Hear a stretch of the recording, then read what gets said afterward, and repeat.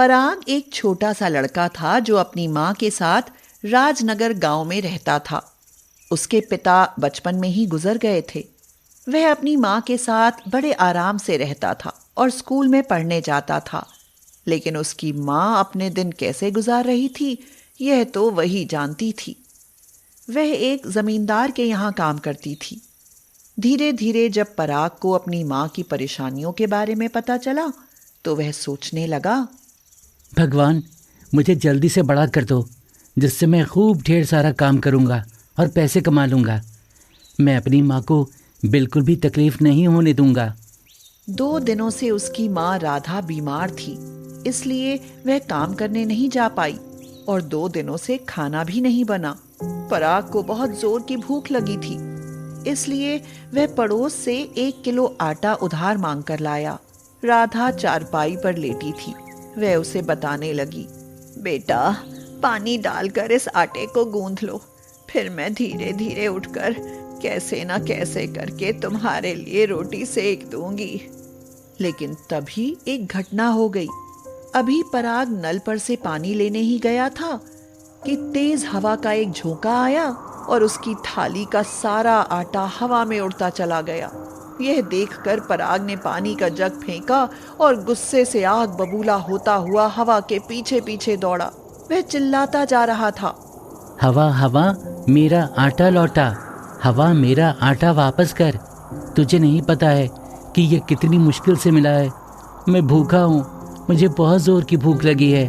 तू मेरा आटा जल्दी से वापस कर। वह तेजी से दौड़ता जा रहा था। रास्ते में उसे एक आदमी मिला। उसने पूछा, अरे बेटा, कहाँ दौड़ते हुए जा रहे हो? हवा मेरा आटा उड़ा ले गई है, मैं उसे पकड़ने जा रहा हूँ। यह सुनकर वह आदमी हंसने लगा और बोला, अरे बेटा, हवा को किसने पकड़ा है? भला उसे किसने देखा है?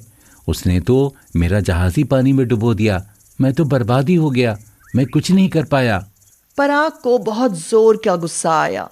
मैं तो इस दुष्ट हवा से अपना आटा वसूल करके रहूंगा। वह तेजी से बढ़ता जा रहा था।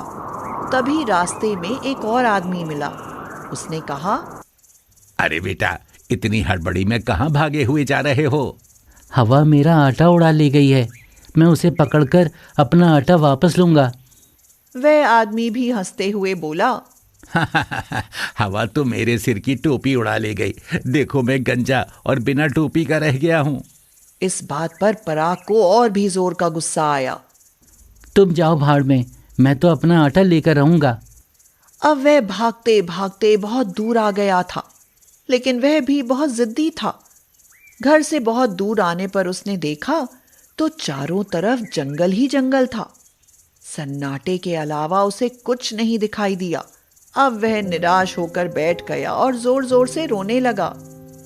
उसकी ऐसी दशा देखकर हवा एक सुंदर स्त्री का रूप बनाकर प्रकट हो गई और बोली, बेटे, अब तुम मत रो, मैं ही हवा हूँ। मैंने तुम्हारा आटा उड़ाया है, लेकिन तुम्हारा आटा तो फैल गया। उसके बदले में मैं तुम्हें बहुत अच्छी चीज देती हूँ। यह थाली ले जाओ। अब इस थाली पर तुम कपड़ा ढककर रख देना, और तुम्हें जो भी चीज खाने पीने की इच्छा हो तो कपड़ा उठाना और कहना कि मेरी थाली में स्वादिष्ट व्यंजन आ जाएं, तो वह आ जाएंगे। यह सुनकर पराग बहुत खुश हो गया। वह थाली लेकर वापस चल दिया, लेकिन इन सब बातों में उसे बहुत देर हो चुकी थी। रास्ते में वह एक किसान के घर में रुका। रात में किसान ने कहा, चलो बेटे, खाना खा लो। नहीं, मुझे भूख नहीं है। और कमरे में आकर उसने थाली पर कपड़ा ढका। फिर बोला, थाली, मुझे पूड़ी, कचौड़ी, खीर और गोभी की सब्जी चाहिए। तुरंत ही उसकी थाली में सारा सामान आ गया। वह मजे ले लेकर खाने लगा। उधर किसान उसको खाने के लिए फिर से बुलाने आ रहा था। उसने खिड़की से नजारा देखा और बोला, अरे वाह, इतनी जबरदस्त जादू की चीज इसके पास है, मैं इसे चुरा लेता हूं। उसने रात में पराग की थाली चुरा ली और बदलकर उसी की तरह एक दूसरी थाली वहां रख दी।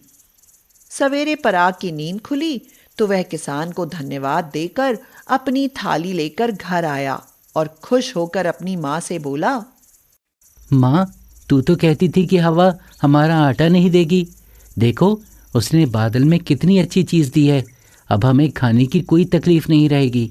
ऐसा कहकर उसने थाली से कहा, थाली, मुझे और मेरी माँ के लिए गुलाब जामुन की मिठाई और पूरी कचौरी आ जाए।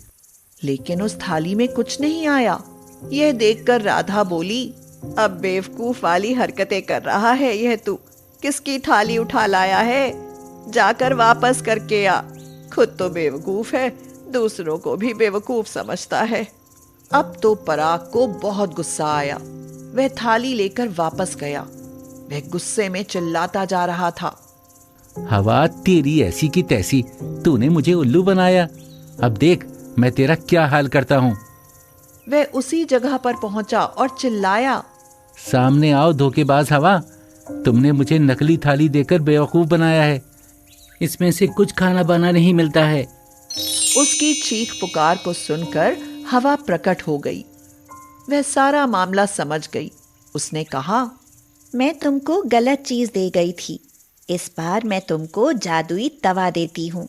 इस पर तुम जिस चीज का भी नाम लोगे वही तुम्हें मिलेगा। पराग ने कहा, अच्छा, लेकिन मुझे सामने करके दिखाओ। ठीक है, अब तुम अपनी आंखों से देख लो। मुझे आलू का पराठा चाहिए। तुरंत ही उसकी थाली में आलू का पराठा आ गया। पराग खुश हो गया। वह जादुई तवे को लेकर चल दिया। लेकिन उसे अब फिर देर हो चुकी थी। रास्ते में वह फिर किसान के घर रुका।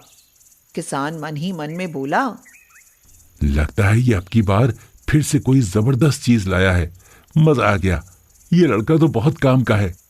उसने खिड़की से देखा कि पराग तवे से कह रहा है, तवे, मुझे आलू का पराठा चाहिए। आलू का पराठा आ गया और वह खाने लगा। रात में जब पराग सो गया तो किसान ने कहा, ये तो हमारे मजे हो गए। अब मैं इस तवे को चुरा लेता हूँ। वह कमरे के अंदर आया और उसने धीरे से तवे को उठा लिया। दूसरे कमरे में ले जाकर उसने जादुई तवे से कहा, मुझे आलू का पराठा चाहिए। आलू का पराठा आ गया।